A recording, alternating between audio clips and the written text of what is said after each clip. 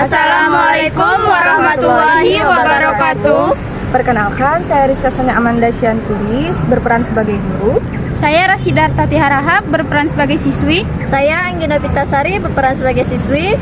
Kami dari kelompok 8 mata kuliah Strategi Pembelajaran Bahasa Indonesia yang diampu oleh Ibu Dr. Randa Rosdiana Siregar MPD akan menampilkan tugas proyek kami yang berjudul Penerapan Strategi Pembelajaran Discovery Learning di Sekolah. Kami dari Prodi Pendidikan Bahasa dan Sastra Indonesia, Fakultas Bahasa dan Seni Universitas Negeri Medan. Alasan kami memilih strategi pembelajaran Discovery Learning adalah karena pembelajaran Discovery Learning dapat membuat siswa berperan lebih aktif pada saat mengikuti proses pembelajaran. Metode Discovery Learning juga melatih kemampuan para siswa untuk memecahkan suatu permasalahan serta memberikan peluang siswa untuk berkembang dan maju sesuai dengan kemampuan siswa itu masing-masing. Assalamualaikum anak-anak, selamat pagi. Waalaikumsalam. Selamat pagi, Bu. Apa kabar semuanya? Alhamdulillah baik, Bu. Baik, alhamdulillah. Sekarang sebelum kita mulai pelajaran, alangkah baiknya kita berdoa terlebih dahulu ya. Kita berdoa dimulai. Berdoa selesai. Nah, sekarang ibu absen dulu ya.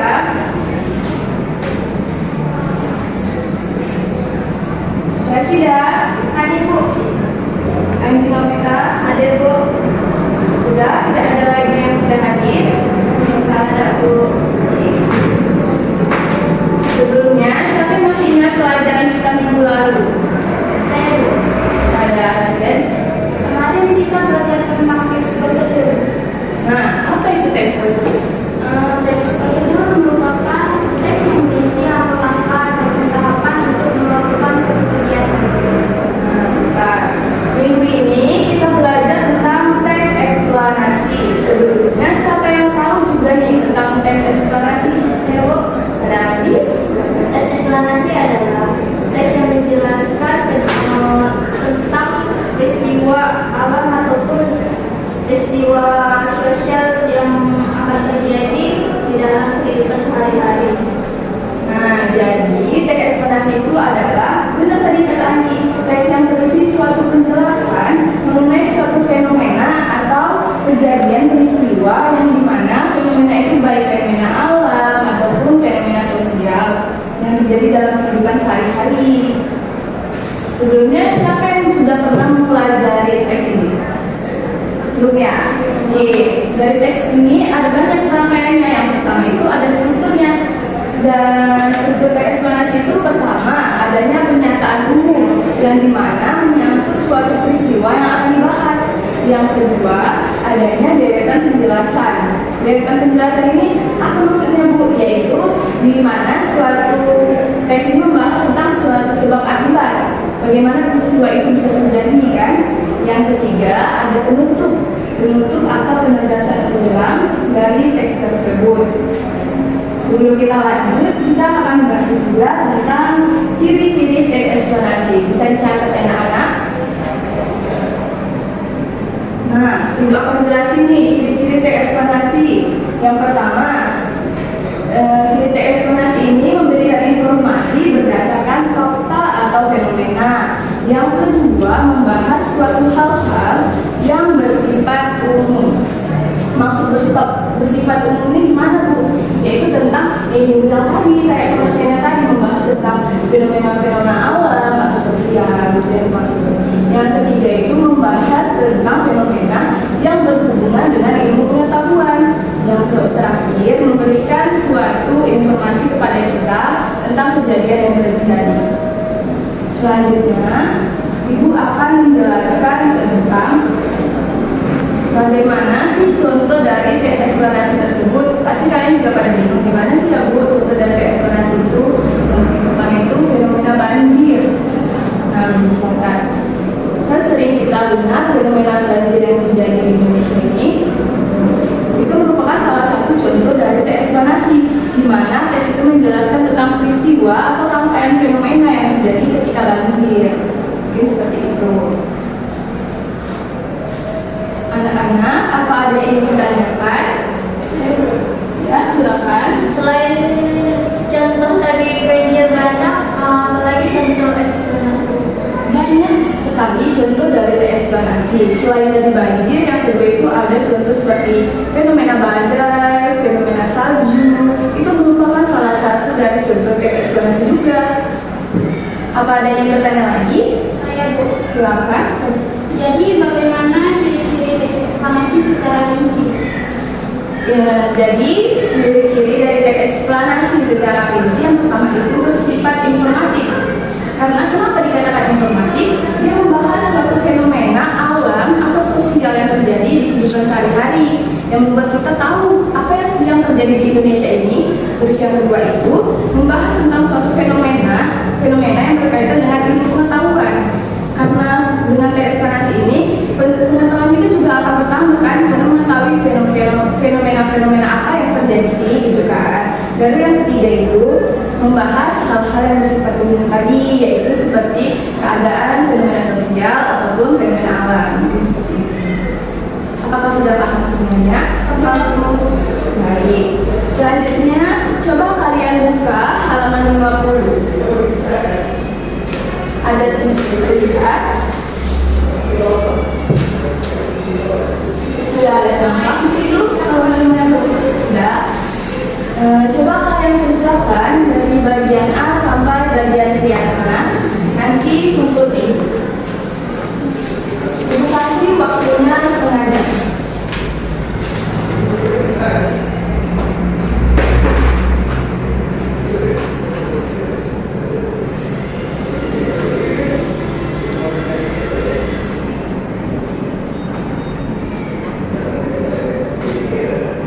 Baik, apakah anak-anak sudah siap? Sudah tugasnya tadi? Sudah Bu. Ya, ambil persiapan ya.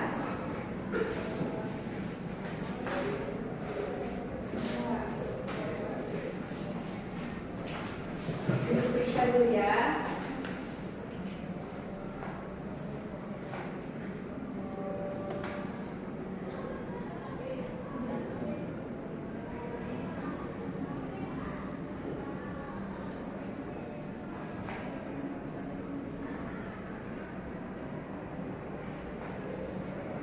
Kasih dah. Amin Novita.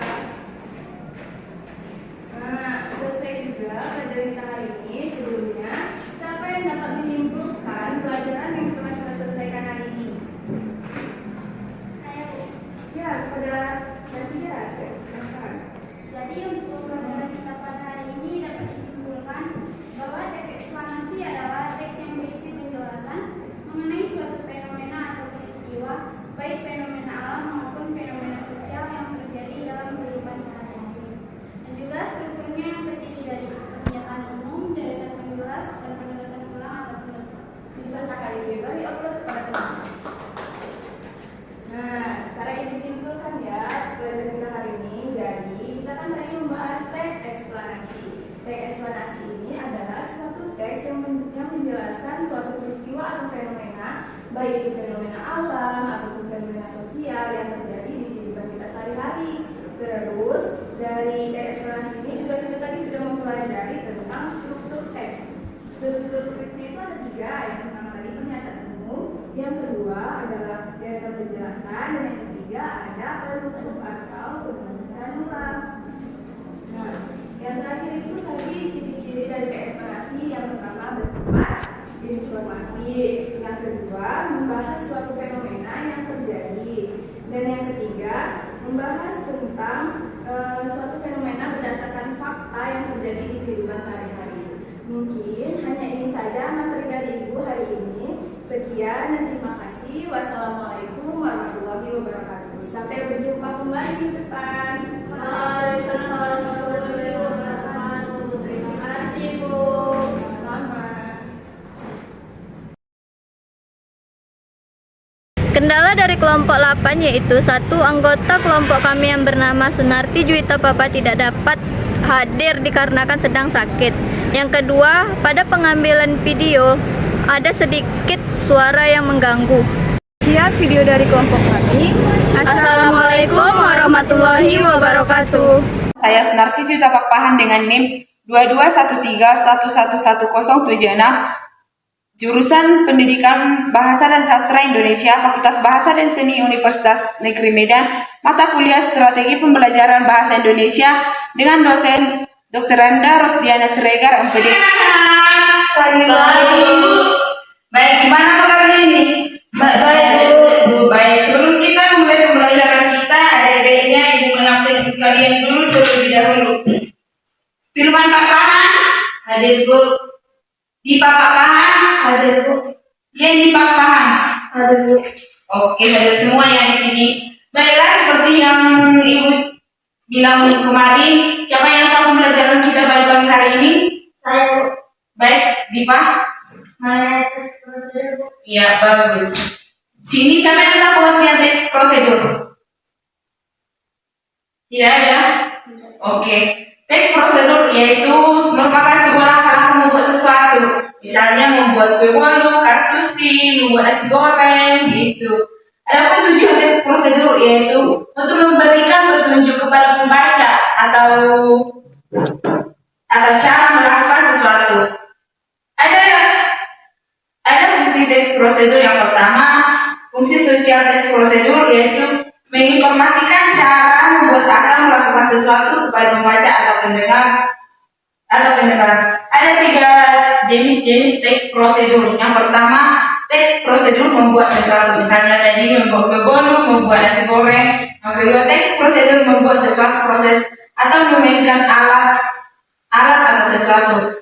Misalnya bermain seruling, bermain piano. Yang ketiga, teks prosedur melakukan sesuatu. Misalnya menarik cepoco, menarik uang dari ATM. Baiklah, dari penjelasan yang Ibu buat tadi, siapa yang di sini yang bisa membuat teks prosedur? Contohnya. Baik, kepada ini. Nasi goreng merupakan salah satu makanan favorit masyarakat Indonesia yang dibuat dengan mudah. Bahkan makanan khas Indonesia ini juga sudah beberapa kali masuk ke dalam jajaran makanan terbesar di dunia. Berikut bahan-bahan dan contoh teks prosedur kompleks membuat nasi goreng di rumah. Bahan-bahan: 500 gram nasi putih, 1 butir telur ayam, 1-2 Ya, baiklah sesuai penjelasan Ibu tadi. Siapa di sini yang bisa membuat contoh teks prosedur? Ayo, Ya, pada ini. contohnya nasi goreng merupakan salah satu makanan favorit masyarakat Indonesia yang dibuat dengan mudah. Dan bahan-bahannya dibuat dari 500 gram nasi putih, 1 butir telur ayam, 1-2 saus tomat, 3-4 kecap manis, dan bumbu 3 siung bawang putih, 6 siung bawang merah, garam dapur secukupnya, 1 terasi, 3-5 buah cabai merah. Cara memasak: pertama-tama haluskan semua bumbu-bumbu yang sudah disiapkan. Lalu masukkan minyak goreng secukupnya ke dalam wajan. Saat minyak sudah cukup panas, selanjutnya masukkan 1 butir telur. Arak-arik telurnya sampai matang. Kalau sudah matang, angkat dan didinginkan telur. Kemudian tumis bumbu yang sudah dihaluskan tadi sampai tercium cukup harum. Selanjutnya, tambahkan nasi putih dan aduk sampai semuanya rata. Setelah merata, tambahkan telur yang sudah diolah-arik tadi. Saus tomat dan kecap manis aduk dan masak hingga rata. Angkat dan siapkan nasi goreng. Baik, tepuk tangan kepada Yeni. Baiklah, itu tadi merupakan contoh teks prosedur, namun pada Yeni setelah ditingkatkannya masih membaca tadi Ibu lihat ya kan? Ya, Bu. Iya, terlalu banyak juga pembahasannya yang dia buat. Oke. Jadi kebahasan dalam teks prosedur ada 5. Yang pertama, menggunakan penomoran yang menunjukkan urutan tata tahap. Tadi ini tidak menggunakan penomoran kan? Misalnya, yang pertama kita siapkan bahan ya. Yang pertama telur, yang kedua bawang, gitu nggak ada tadi kan? Yang kedua menggunakan kata yang menunjukkan perintah. Ya tadi sini sudah bisa membuatnya seperti silakan masukkan garam, silakan masukkan kecap gitu. Yang ketiga menggunakan kata ganti orang kedua. Yang keempat menggunakan konjungsi yang menunjukkan urutan. Sama seperti menggunakan penomoran itu juga menggunakan konjungsi yang menunjukkan urutan. Yang kelima, menggunakan kata keterangan. Baiklah, itu baiklah sekian dari pembahasan kita pada pagi hari ini mengenai teks prosedur. Minggu depan Ibu akan membuat tugas kepada kalian, yaitu membuat satu contoh teks prosedur dan dilakukan di rumah, dibuat videonya gitu. Dengar tidak anak-anak? Oke, baik. Sekianlah pembahasan kita pada pagi hari ini.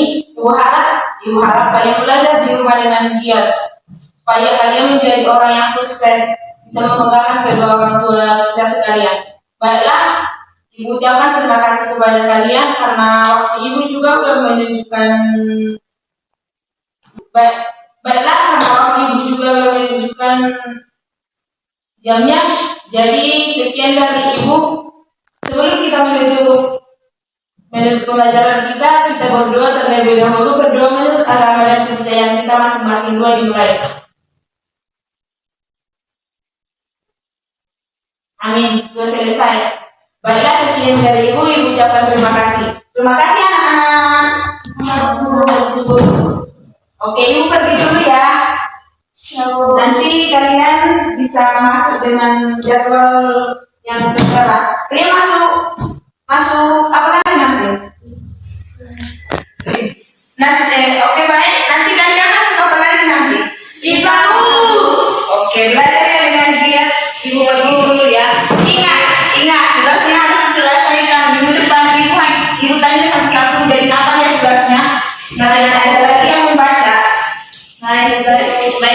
Saya pergi dulu ya anak-anak.